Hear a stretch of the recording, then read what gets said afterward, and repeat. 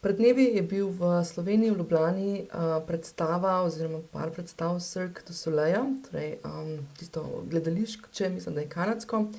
In Cirque du Soleil dajo velikokrat v biznisu kot primer za eno filozofijo, in sicer za strategijo modrega oceana. Jaz sem rekla, podelim to strategijo oziroma to filozofijo z vami, ker je pač meni zelo pomagala pogledati na moje produkte oziroma vsake toliko časa, ko delam revizijo mojih produktov pa mojega biznisa, da pogledam mogoče stvari iz drugačnega zornega kota oziroma majčkeno drugače. Zdaj za voljo tega, da bo tale video kratek, bom dala samo primer, samo en primer, torej samo primer Cirque du Soleil. Tisti, ki imate pa dostop do moje Mindset orodjarne, boste pa videli, sem pa naredila majčkeno daljši video posnetek, kjer sem dala pa še dve branži oziroma še dva primera iz drugih branž. Mogoče samo toliko še kako da rečem, za copyrights. Gre za filozofijo dveh avtorjev, moram priznati, nisem šla pogooglati, dajte pogooglati sami. Nastali sta, z tega vidika sta nastali dve knjigi, ena je, mislim, da že kar enih 20 let stara, tista je celo, mislim, da prevedena v slovenščino, je pa prevedena kot strategija sinjega oceana, torej strategija sinjega oceana, drugače pa, če na Amazonu pogledate, najdete pa strategija Blue Ocean Strategy v angleščini.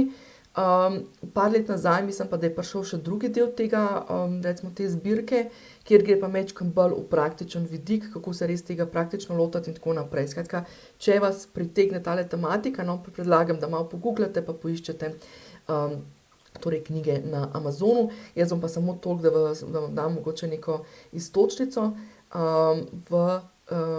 mogoče za razmislek. In predvsem zato, ker pravzaprav je ta zadeva še toliko bolj pomembna v online biznisu oziroma, ko gremo na trg z našimi produkti, ko gremo na online trg. Ok, zdaj zakaj gre? Kaj je Blue Ocean, kaj je Rdeči ocean? Skratka, Modri ocean je alternativa Rdečemu oceanu oziroma Krvavemu oceanu, Bloody Ocean. Rdeči ocean je v bistvu poanta v tem, da za Rdeči ocean gre takrat, ko mi s svojimi produkti in storitvami tekmujemo, ne, v isti branži in se potegujemo za pozornost iste ciljne skupine.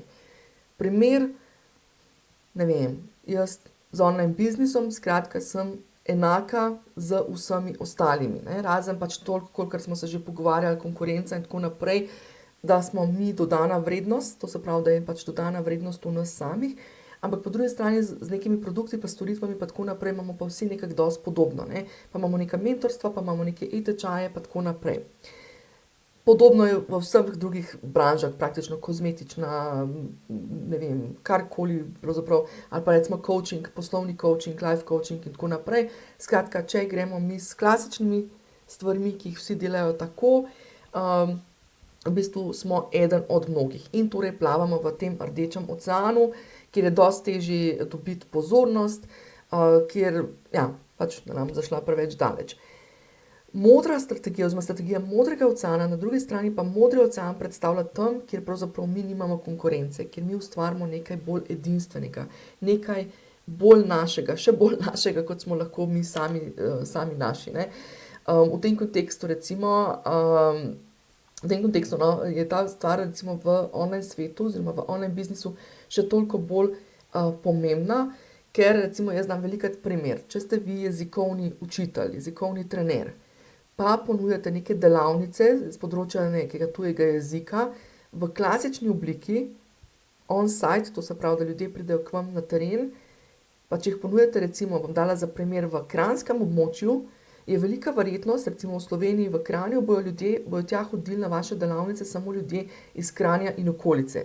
Mala verjetnost je, skoraj ničelna, razen če govorimo o res neki specialni poslovni, ne vem kakšni jezikovni posebnosti, mala verjetnost je v tem primeru, da bojo ljudje iz Maribora ali pa iz štajerskega področja hodili na teren, na delavnice k vam v Kranj, recimo.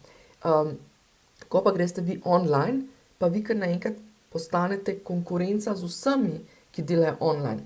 Takrat pa ni vaša dodana vrednost več ali pa vaša konkurenčna prednost več to, da ste v Kranju, pa da nagovarjate sledilce iz Kranja in okolice, ampak kar naenkrat postane cela Slovenija vaš vaša konkurenca, da ne govorim o kakšnih branžah, kjer pravzaprav postane konkurenca kar cel svet, ne? Ker v bistvu, dobro, mogoče jezikovni tečaji pa te zadeve niso mogoče toliko specifična zadeva, ampak recimo v online biznisu jaz nimam konkurence samo na slovenskem trgu, ampak imam konkurenco v smislu tudi celotnega mednarodnega trga, ker ljudje, ki jim ni problematično, ki jim jezik ni ovira, bojo šli morda v nekaterih primerih raje k nekomu drugemu, ki je morda na svetovnem, na mednarodnem trgu bolj uveljavljen, ima, ne vem, tako in tako, ne vem, prednost pred mano in tako naprej. Ja, tako da v online svetu je ta modri ocean, da poiščemo ta svoj modri ocean, v katerem plavamo, še toliko bolj pomembno.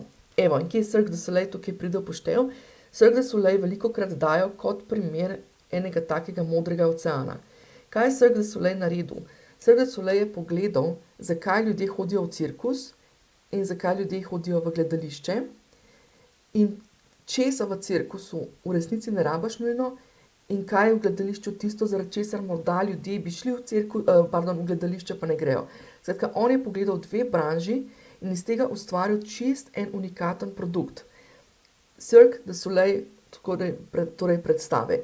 V smislu, ustvarjali so, recimo odstranili so v cirkusu, vemo, to je bilo 40 let nazaj, so bile živali. Ljudje ne hodijo, nekateri ne hodijo iz etičnih razlogov, niso hodili na te predstave, po drugi strani so živali predstavljale strošek in tako naprej in so oni rekli, ok, dajmo to odstraniti. Ja, in so se enostavno tudi zmanjšali stroški. Potem so pa pogledali, ok, zakaj ljudje, ki bi šli morda v gledališče, ne grejo v gledališče. Zdaj govorimo to v 20 letih, karte, ki so zdajle, recimo, eden od razlogov je bil, da so visoke karte, da je visoka cena kart, ali pa da je preveč fancy šmensi za njih, v smislu, da ker se mora ful, kako se reče po slovensko, opicaniti, zrihtati in tako naprej, oni bi pa vse radi mogoče malo bolj sproščeno varianto, ne.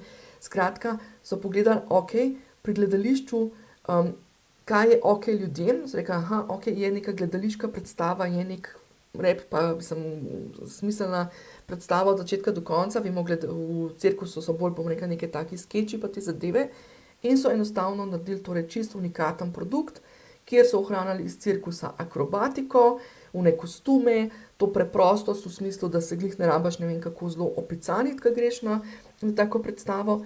Po drugi strani so pogledali, aha, iz gledališča bomo pa zdaj vzeli to, da to ni zdaj samo neki skeči, ampak da je to neka bolj umetniška predstava, da ima nek smiselen začetek, konec. Vzeli tudi to, povišali tudi vrednost v tem smislu, da so tudi karte majčkeno dražje, ne, pač neka višja vrednost in tako naprej.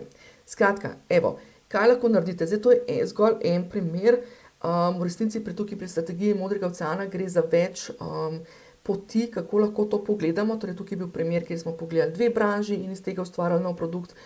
Potem so primeri, kjer v bistvu znotraj iste branže pa iste ciljne skupine pogledamo, kaj lahko naredimo in da preoblikujemo produkt. Potem recimo en primer je to, da pogledamo ista branža, isti produkt, pa nova ciljna skupina, zakaj recimo tega produkta ne bi kupovala in tako naprej. Skratka, teh poti je več, kot da dajte, če vas ta zadeva zanima, lahko še pogooglate naprej. Pri tvojem marketinškem, v spletnem mapu, vašem marketinškem akcijskem partnerju brainstormamo lahko take zadeve tudi skupaj. Tisto, kar je pa bistveno, da vam dam mogoče prvih par usmeritev, kaj pa lahko že zdajle razmišljate, je pa to. Gledamo na eni strani, kaj lahko znižamo, torej kje lahko nekaj zmanjšamo, ali stroške ali neke zadeve, kaj lahko odstranimo, ne, smo rekli, oni so odstranili živali ali pa odstranili iz gledališča tisto, da moraš biti opicanjen, če majčkeno posimpliram zadevo, in na drugi strani gledamo, kje lahko pri naših produktih višamo vrednost, v smislu, kaj lahko dodamo. Oni so dodali to v bistvu, da so rekli, ok, to niso zdaj samo neki navadni skeči, ampak je dejansko ena smiselna predstava, pač ta umetniškost in tako naprej, in kje lahko povišamo vrednost, so rekli, ok, lahko zvišamo ceno, ker ima tudi to, pač, ker imam zdaj to umetniško vrednost in tako naprej. Skratka, gledamo pri naših produktih, lahko kaj zmanjšujemo in kje dodajamo zadeve. Upam, da vam je bil tale pogled na biznis, malo drugačen pogled na biznis, zanimiv. Če želite torej spremljati več takih mojih objav, ne pozabiti povšečkati, se naročiti na kanal, kjer tole gledate. Za implementacijo sem pa seveda na voljo v mojih programih.